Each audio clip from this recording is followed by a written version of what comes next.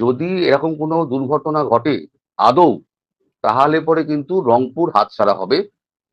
এবং ওই যে আমরা মানে সেভেন সিস্টারের মালিক, আমাদের সমুদ্রের মালিকানা আমাদের, ওইটা ফেনী অব্দি কেটে দিয়ে ওটা নিয়ে নেবে।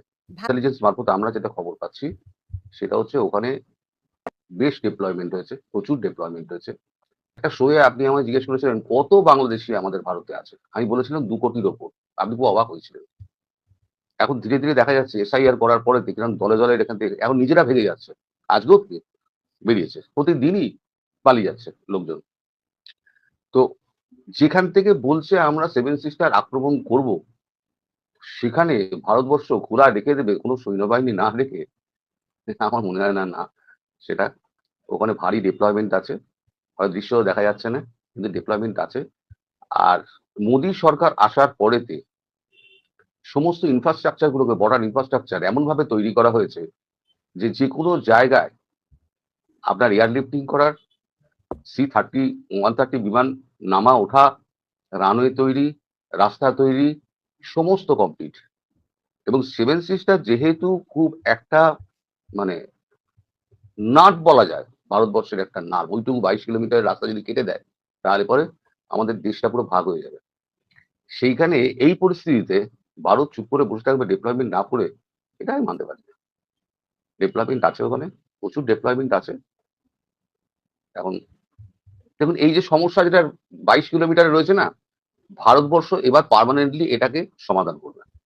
এটা হচ্ছে যদি লাগে, যদি এরকম কোনো দুর্ঘটনা ঘটে আদৌ, তাহলে পরে কিন্তু রংপুর হাতছাড়া হবে। এবং ওই যে আমরা মানে সেভেন সিস্টারের মালিক, আমাদের সমুদ্রের মালিকানা আমাদের, ওইটা ফেনী অব্দি কেটে দিয়ে ওটা নিয়ে নেবে। আপনি আজকে লিখে রেখে দিন, ডেট দিয়ে লিখে রেখে দিন। যদি আক্রমণ হয় তাহলে আমি গ্যারান্টি দিয়ে আপনাকে বলছি যে আপনার এই দিকে যাবে, ওই দিকেও যাবে, অখণ্ড বাংলাদেশ থাকবে না। এবারে যেমন মানলে পরে অখণ্ড পাকিস্তান থাকবে না। কারণ রাজনাথ সিং কিন্তু একটা কথা বলেছিলেন, সার্ক্রিক হয়ে করাচি যাওয়া যায়, ওদিকে বালুচিস্তান অশান্ত। আফগানিস্তানের বিদেশমন্ত্রী আমাদের কাছে এসেছিলেন, বাগরাম এয়ারবেস ভারতের হাতে তুলে দিয়েছে চুক্তি করে, সেখানে ইন্ডিয়ান সোলজার ডিপ্লয় হয়ে গেছে, রানওয়ে ঠিক করা হচ্ছে, পাকিস্তানকে 3 দিক দিয়ে ঘিরছে। এক হচ্ছে আপনার আফগানিস্তান, 2 হচ্ছে এদিকে তালিবান টিটিপির সঙ্গে একটা হয়েছে, আন্ডারস্ট্যান্ডিং হয়েছে, এদিকে ইন্ডিয়া, 3 দিক দিয়ে ঘিরছে। একে সিন্ধের লোক স্বাধীনতা চাইছে, সিনবাসী যারা, পিওজেকে যারা আছে তারা ওখানে স্বাধীনতা চাইছে।